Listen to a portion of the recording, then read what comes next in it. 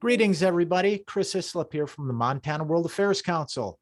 This is another episode of What, So What, Now What, the international affairs program that connects you with an expert on the issue of the day. And in 5 short minutes, you become the expert.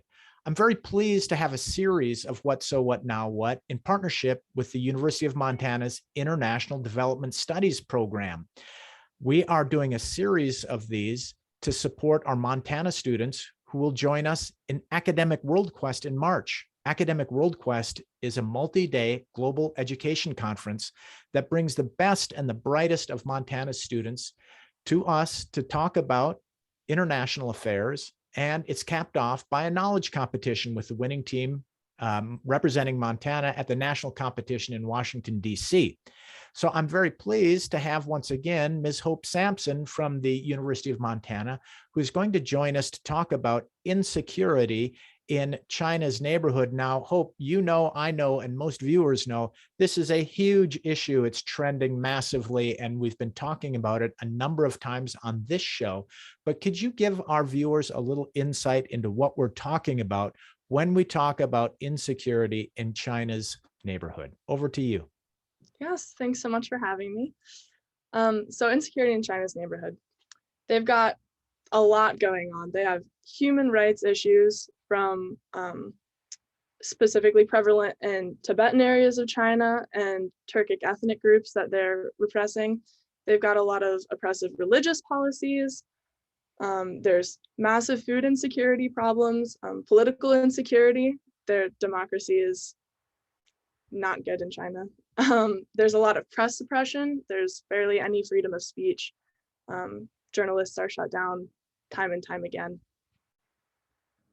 So inside China, these things are happening, but sometimes China and other places can seem like a million miles away, right? So Hope, can you help us understand, why does this matter to us? I mean, here we are in Montana. It's a long ways away from what's happening domestically in China. What effect does that have on us? Yeah, it can definitely seem like these issues are, like you said, a million miles away, but these things are so important to Montanans, especially because we're so dependent on China for trade. We also care about democracy in this country, right? And we want to uphold it and share it with share its values with the world. So shouldn't our biggest trade partner be a good place to start? Yeah, that's an excellent point. It's true. When you look at our international trade numbers, our global trade numbers, that if you take Canada out of the equation, which is our largest trade partner, that China is quickly number 2 and increasing, importing quite a bit of Montana agricultural products. So, I mean, a really good point. Now, all of these problems that we are seeing, or the issues regarding China's neighborhood and what's going on inside China, what hope might we see, if anything, changing in, say, the near future and in the long term? I don't know that there will be, to my knowledge, any very immediate repercussions that'll be super visible for us. But if we're complacent and watching these issues take place, we will see so many humanitarian issues come out of this. And again, it'll affect global trade a lot. That's a really interesting point that you make there, the complacency. So would it be your view that, you know, the United States and the citizens of the United States should kind of actively engage in issues like China and other things around the world?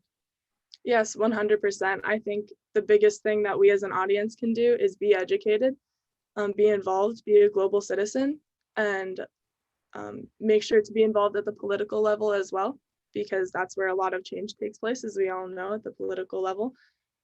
Mm-hmm. Yeah, that's really great. That's a great way to wrap this up, giving people some idea of, you know, it's not just a dynamic that's happening a million miles away. It has an effect on us. And not only that, but you can have an effect on it by becoming educated and being active. So Hope, thanks a lot for that message. And I once again would like to thank our very generous sponsors, the Dennis and Phyllis Washington Foundation, Allegiance and Stockman Bank, who help us bring this and many more programs to you all around Montana. Special thanks again to the University of Montana's International Development Studies program, where Hope is a student. You can see they do great things there. Much appreciated from your side, Hope. Thanks for joining us. And thanks to all of the viewers. Everybody, be well, take good care. Bye-bye.